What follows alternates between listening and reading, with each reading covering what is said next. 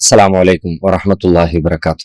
கண்ணியத்திற்குரிய எல்லாமல் அல்லாஹுவின் நல்லடியார்களே, உலகத்தில் நாம் சந்திக்கிற ஒவ்வொரு நிகழ்வுகளையும் நாம் சிறுவயது முதலாக எந்த சமூகத்தில் வாழ்ந்து வளர்ந்து கொண்டிருக்கிறோமோ அந்த சமூகம் எந்த பார்வையில் பார்க்குமாறு கற்றுத்தந்திருக்கிறதோ அந்த பார்வையில்தான் நாம் அனைவரும் பார்த்து கொண்டிருக்கிறோம்.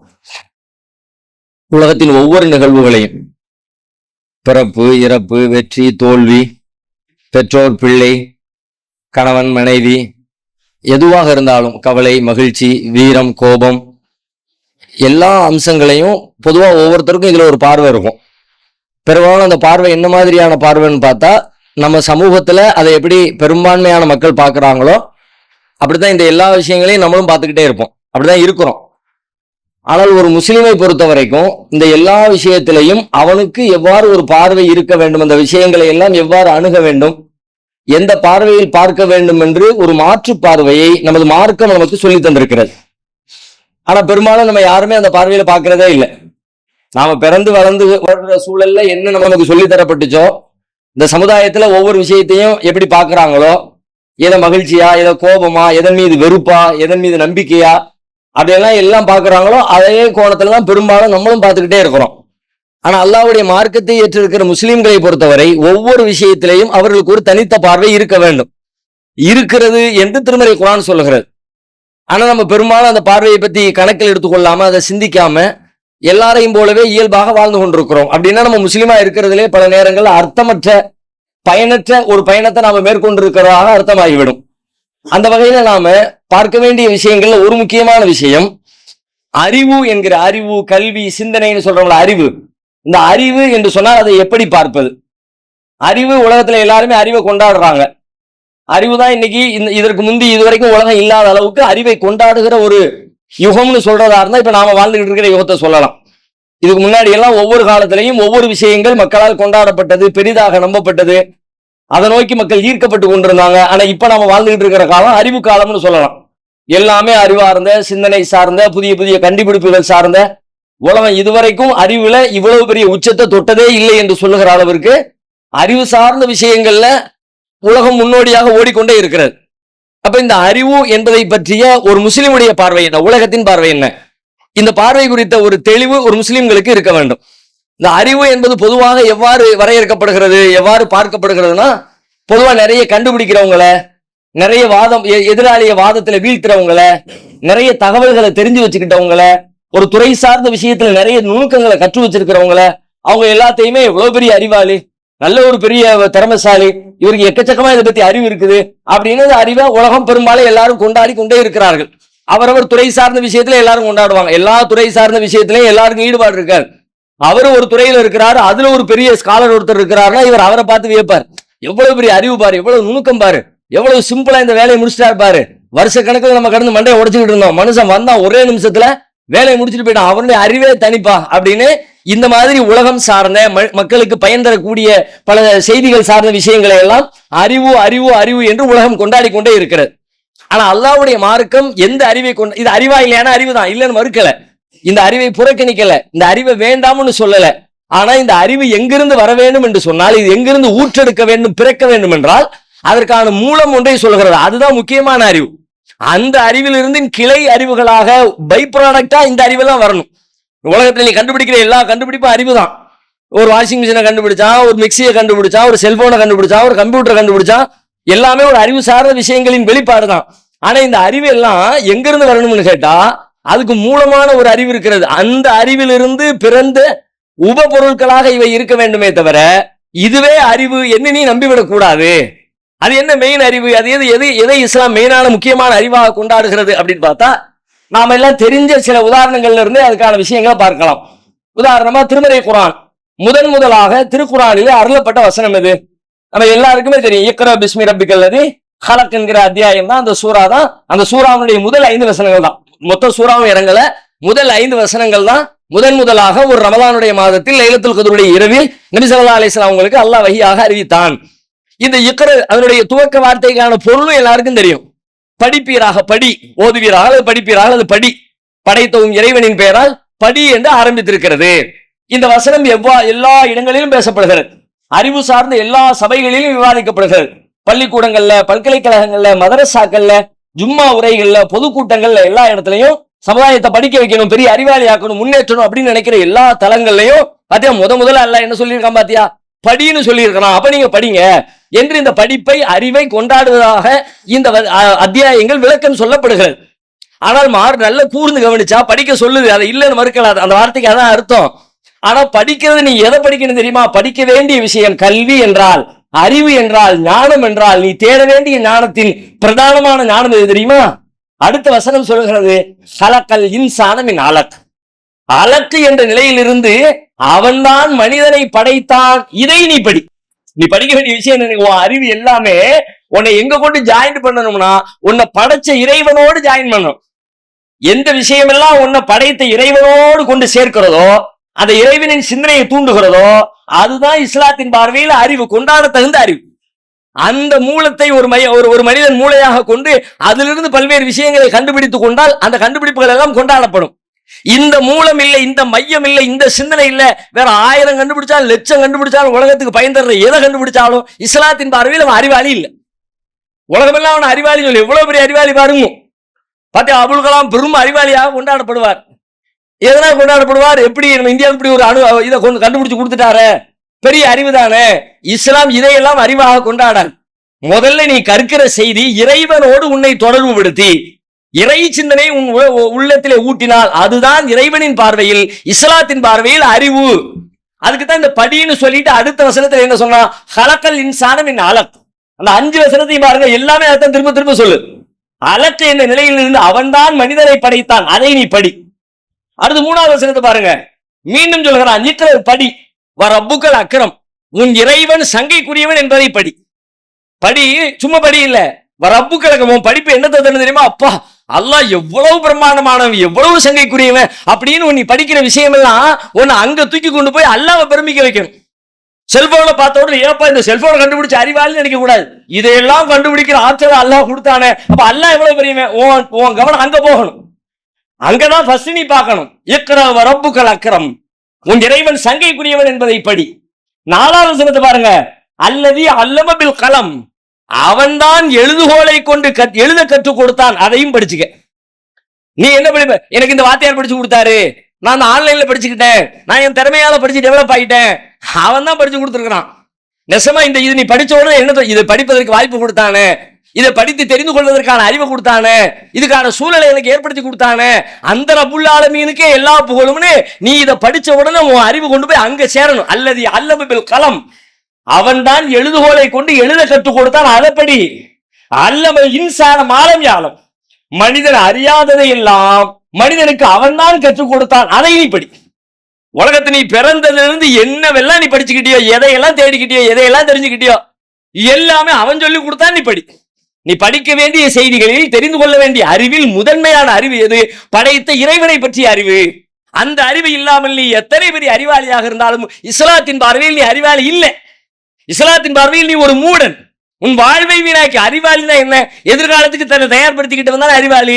நீ இந்த உலகத்தோடு முடிஞ்சு போயிருக்க உன் அறிவு, மறுமைக்கு பயன்படுறது இந்த அறிவு. இதை எப்படி அறிவுன்னு ஒத்துக்க முடியும் அப்படின்னு அல்லாஹ் கேட்கிறான். அதே போல நாம் எல்லாம் அறிந்த இன்னொரு வசனத்தை நீங்க பாருங்க. குர்ஆன்ல ஒரு வசனம் வருகிறது, குல் ஹல் யஸ்தவில்லதீன யாலமூன் வல்லதீன லா யாலமூன், அறிந்தோரும் அறியாதோரும் சமமாவார்களா? அங்கங்க போர்டுகளை எழுதி போடுறது, பெயிண்ட்ல எழுதி வச்சிருக்கிறது. இந்த வசனம் ரொம்ப பிரபலமான ஒரு வசனம். அறிந்தோரும் அறியாதோரும் சமமாவார்களா? ஆமா, அறிந்தோரும் அறியாத, நம்ம எல்லாரும் பிளைண்டா இதை எப்படி புரிஞ்சிருக்கிறோம்? அறிவாளிக்கு ஒரு படி மேல.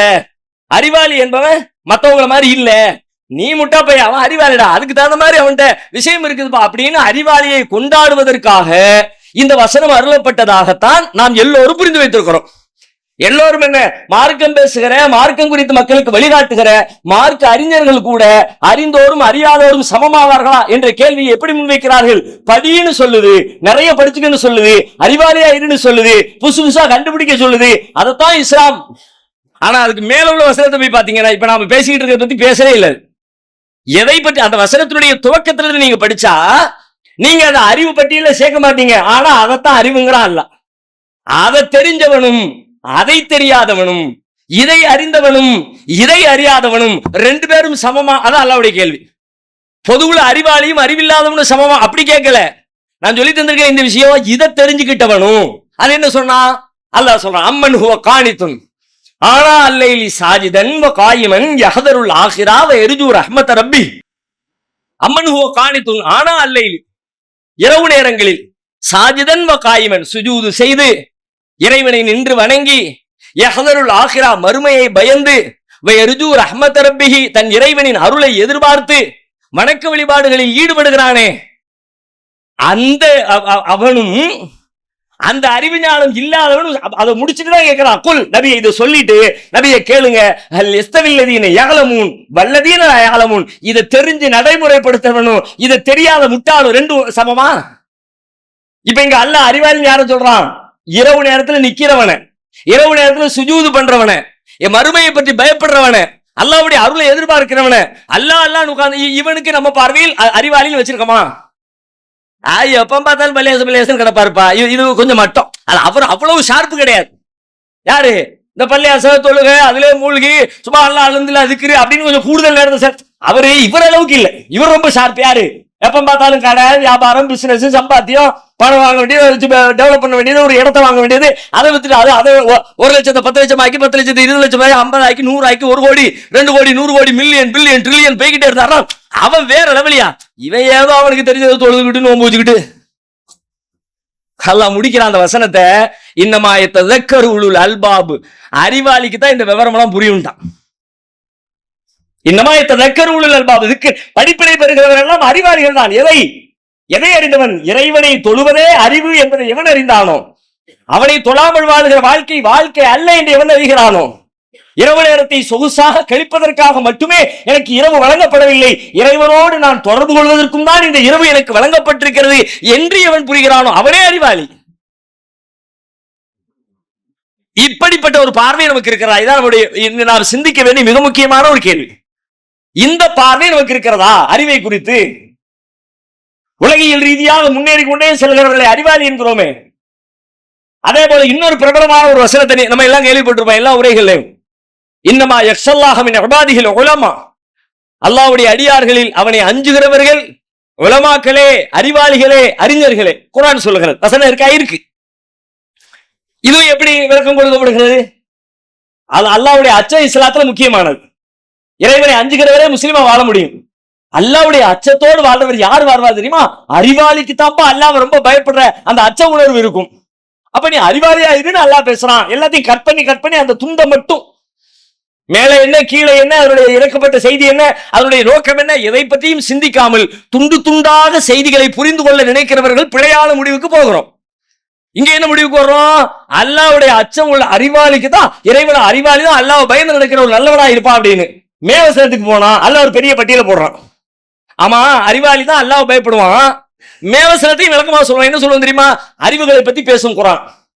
வானத்திலிருந்து தண்ணீர் வந்துச்சு, அதுல இருந்து பூமியில இருந்து கனிவர்க்கங்கள் முளைச்சு வந்துச்சு, மலைகள் பல மாதிரி இருக்கு, மனிதர்கள் பல மாதிரி படைக்கப்பட்டிருக்கிறாங்க, பல நிறங்கள் இருக்கிறது, கால்நடைகள் இருக்கிறது, விலங்குகள் இருக்கிறது, ஊர்வன இருக்கிறது, எல்லாம் இருக்கிறது. அதெல்லாம் எப்படி இருக்கிறது என்று பார்த்தீர்களா அப்படின்னு சொல்லிட்டு அதனுடைய கடைசியில கதாலிக்க இன்னமா யக்ஷல்லாஹ மின் இபாதிஹில் உலமா, இப்படித்தான் இதையெல்லாம் அறிந்து வைத்திருக்கிற அறிவாளிகள் தான் அல்லாஹ்வுடைய அடியார்களில் அவனை அஞ்சுகிறவர்கள். இந்த வசனம் நிறைவு பெறுகிறது.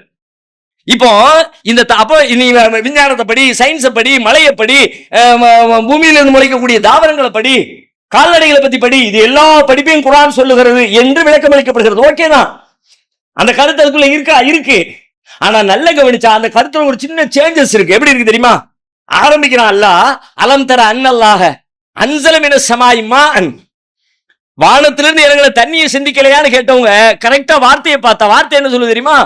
அல்லாஹுதான் வானத்திலிருந்து தண்ணீரை இறக்கி வைத்தான் என்பதை நீர் பார்க்கவில்லையா? வானத்திலிருந்து தண்ணி வந்து பூமியிலிருந்து புல்லு முளைச்சதுன்னு சொல்லக்கூடாதுப்பான். நம்ம அப்படிதான் சொல்லுவோம், தண்ணி வந்தது அப்ப பூமியில விழுந்துச்சு, பச்சை பசேன்னு எல்லாம் முளைச்சு வந்துருச்சு, இப்படி சொன்னவன் டுபாக்கூரு.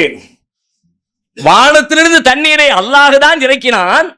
ஃபஅக்ரஜ்னா பிஹி ஸமராத்தின் முக்தலிஃபன் அல்வானுஹா, நாம் தான் அல்லாஹுதான் அதிலிருந்து பல்வேறு கனிவர்க்கங்களை, பலதரப்பட்ட நிறங்களை உடைய கனிவர்க்கங்களை நாமே முளைப்பித்தோம் என்பதை அறியலையா?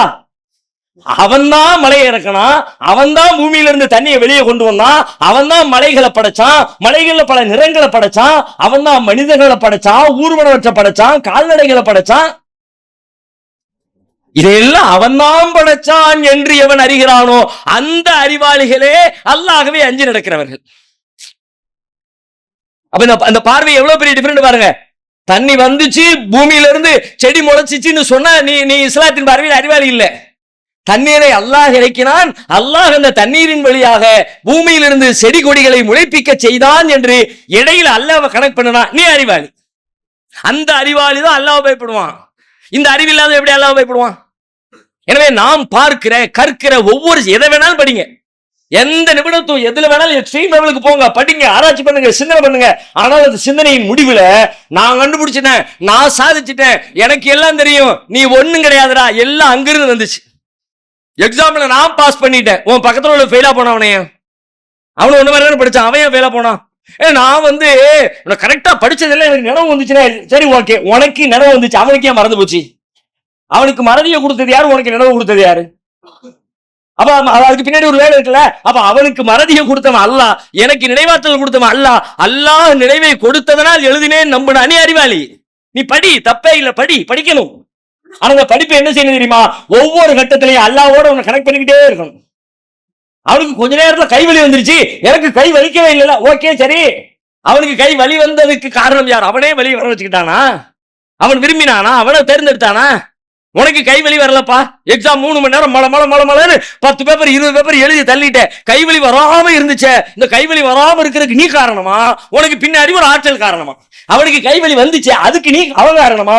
அவனுக்கு பின்னாடி ஒரு ஆற்றல் காரணமா? என்ன முடியும்? இதுலதான் இஸ்லாம் சொல்லுகிற அறிவாளியும் இஸ்லாத்தின் வெளியே நிற்கிற அறிவாளியும் வேறுபடுகிறான். இப்பொழுது நாம் அறிவாளிகளை எப்படி பார்க்க போகிறோம்? ஏன்னா இது பார்க்கிறதுக்கு மேலோட்டமா பார்த்தா ஒரு சாதாரண செய்தியை போல தோணலாம்.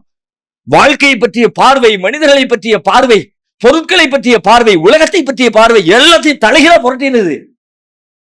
அந்த பார்வை இல்லாததுனாலதான் உலகத்துல மூழ்கிறதா இருக்கட்டும், பெருமை அடிக்கிறதா இருக்கட்டும், ஆணவம் பண்றதா இருக்கட்டும், அடுத்த இழிவுபடுத்துறதா இருக்கட்டும், ஏமாத்துறதா இருக்கட்டும், லஞ்சம் எல்லாமே பார்வை கோளாறும். இந்த பார்வையை சரி பண்ணுனா வாழ்க்கை சரி. ரசூலுல்லாஹ்வுக்கு பார்வைதான்.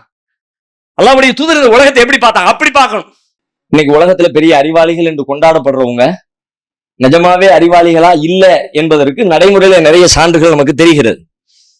அதுக்கு சமீபத்திய உதாரணம்னு சொல்றதா இருந்தா, ஒரு பிபிசி செய்தி நிறுவனத்தின் சார்பில் உச்சநீதிமன்றத்தினுடைய தலைமை நீதிபதியாக இருந்து ஓய்வு பெற்ற சந்திரசூட் இடத்துல பேட்டி எடுத்து அந்த பேட்டி ஒளிபரப்பாக இருக்கிறது. வாய்ப்பு கிடைச்சா எல்லாரும் எடுத்து போய் பாருங்க. எவ்வளவு நல்ல கிடிக்கி பிடி போட்டு அவர் ஆட்சி காலத்துல அவருடைய பதவி காலத்துல என்னவெல்லாம் செஞ்சாரு, எப்படியெல்லாம் நடந்துகிட்டாருன்னு ஒரு நீண்ட ஒரு பேட்டி அது.